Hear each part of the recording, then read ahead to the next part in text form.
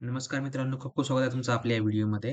मित्रांनो, उद्याचा होणारा एस-वाय-बी-एचा ए-टी-के-टी पेपर आहे इंग्लिश 214 ज्याची तारीख वाढली होती. ठीक आहे. 22 जानेवारीला सुट्टी आल्यामुळे इंग्लिश 214 हा पेपर जो आहे तो उद्या 28 जानेवारीला होणार आहे. ठीक आहे. तर मित्रांनो, यामध्ये मी तुम्हाला इंग्लिश 214 एस-वाय-बी-ए ठीक आहे. हा जो पेपर आहे याचे मी तुम्हाला आय-एम-पी क्वेशन्स सांगणार आहे. माझ्याकडे काही जुन्या प्रश्नपत्रिका आहेत. त्यामधनं मी तुम्हाला आय-एम-पी क्वेशन सांगणार आहे. मित्रांनो, आपलं ॲप्लिकेशन जे आहे नवीन एड्युटॉक 3.0 हे जे आहे आपल्या प्ले स्टोअरवरती आलेलं आहे. तुम्ही हे इन्स्टॉल करू शकता. यामध्ये तुम्हाला home assignment, I-M-P questions, notes, पी-डी-एफ्स ठीक आहे. सगळे कोर्स तुम्हाला याच्यामध्ये उपलब्ध करून दिलेले आहे. ठीक आहे. तुम्ही हे ॲप्लिकेशन डाउनलोड करू शकता. या व्हिडिओच्या डिस्क्रिप्शनमध्ये तुम्हाला मी ॲपची लिंक दिलेली आहे. त्यावरून तुम्ही जे आहे ते ॲप डाउनलोड करू शकता. ठीक आहे. तर चला मित्रांनो व्हिडिओला सुरुवात करूया. मित्रांनो सर्वप्रथम जे आपल्याला याच्यामध्ये आय-एम-पी क्वेशन शोधायचे आहेत इंग्लिश 214 चे. तर मित्रांनो ॲक्चुअली जे आहे इंग्लिशमध्ये आय-एम-पी क्वेशन्स वगैरे नसतात. परंतु जे काही मी तुम्हाला सांगेल तेवढं जरी तुम्ही वाचून गेले पुस्तकामधनं, तर तरी तुम्ही आरामात पास होऊ शकता. ठीक आहे. जेवढं सांगेन तेवढं फक्त तुम्हाला बघायचं आहे, वाचायचं आहे. याच्यामध्ये बघा आपल्याला सर्वात पहिले काय दिलेलं आहे, discuss various narrative techniques use in a short story. ठीक आहे. आता ही जी शॉर्ट स्टोरी जी आहे तुमच्या इंग्लिश 2 शब्दामध्ये, त्याच्यात तुम्हाला जे आहे नरेटिव्ह टेक्निक, टेक्निक नावाचा जो टॉपिक असतो, सेटिंग नावाचा जो टॉपिक असतो, ते तुम्हाला ते वाचून घ्यायचं आहे. ठीक आहे. एकदम सोपं असते. Explain the open window as a horror story. आता ते दी ओपन विंडो ही जी स्टोरी आहे त्याच्यामध्ये सांगितलेली. त्याच्यामध्ये काय सांगितलंय, म्हणजे कशाबद्दल बोललेलं आहे, ते तुम्हाला तुमच्या शब्दामध्ये एक्सप्लेन करायचं आहे. म्हणजे त्याच्याबद्दल तुम्हाला माहिती लिहायची आहे. एकदम सोपं-सोपं असते. तुम्हाला या सगळ्या स्टोरीमध्ये असं तुम्हाला लिहायला विचारलं जाऊ शकतं. नंतर बघा तुम्हाला write a character sketch of Bigram in the last leaf. The last leaf ही जी स्टोरी आहे, याच्यामध्ये तुम्हाला याचे जे कॅरेक्टर आहेत, ते तुम्हाला त्याच्यामध्ये म्हणजे तुमच्या शब्दामध्ये तुम्हाला ते लिहायचे आहेत. ठीक आहे. एकदम सोपं आहे. समोर बघूया आपण. The realistic elements in the short story 26 men and a girl. ठीक आहे. याच्यामध्ये सुद्धा तुम्हाला ते एक्सप्लेन करायचं आहे.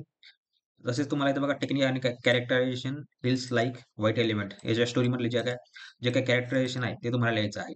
एकदम सोपं असते, काही अवघड नाही. ठीक आहे. सगळीकडे सेम आहे. इथे सुद्धा तेच आहे. याच्यामध्ये सुद्धा तेच दिलेलं आहे. तुम्हाला हे कुठलेही तुम्ही याच्यामध्ये लिहू शकता इंग्लिशमध्ये. ठीक आहे. याच्यामध्ये तुम्हाला काही ग्रामॅटिकल वगैरे एवढे प्रश्न येत नाहीत. परंतु तुम्हाला जे काही तुमच्या पुस्तकामध्ये विचारलं जातं, जसे की 26 मेन अँड अ गर्ल ही जी स्टोरी आहे, यामध्ये तुम्हाला काय विचारलंय स्ट्रक्चर. जे स्ट्रक्चर आहे या स्टोरीचं थोडक्यात तुम्हाला तुमच्या शब्दामध्ये एक्सप्लेन करायचंय. ठीक आहे. 1/3 तुम्हाला याच्यामध्ये जे आहे तो सारांश लिहायचा आहे. एकदम सोपं-सोपं आहे, काही अवघड नाही. तर सगळं याच्यामध्ये तुम्हाला तेच करायचं आहे.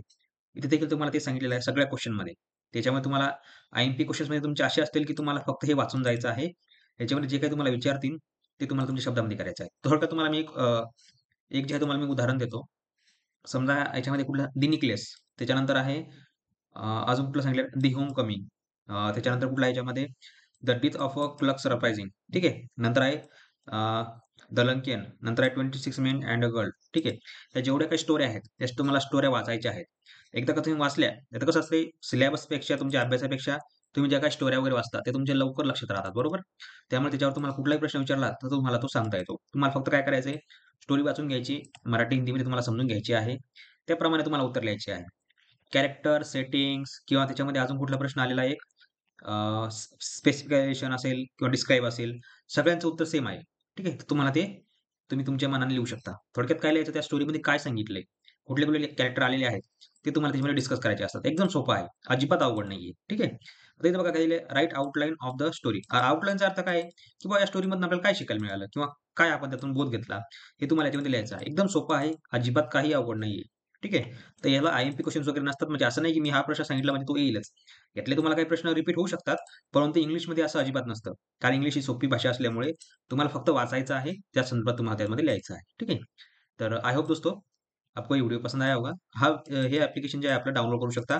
एडुरॉक 3.0 ठीक आहे. आपल्या प्ले स्टोअरवरती दिलेलं आहे. तुम्ही सर्च करू शकता किंवा तुम्हाला व्हिडिओच्या डिस्क्रिप्शनमध्ये लिंक दिली आहे. त्यावरून तुम्ही डाउनलोड करू शकता. तर भेटूया मित्रांनो पुढच्या व्हिडिओमध्ये. तोपर्यंत बघत राहा, शिकत राहा. जय हिंद, जय महाराष्ट्र.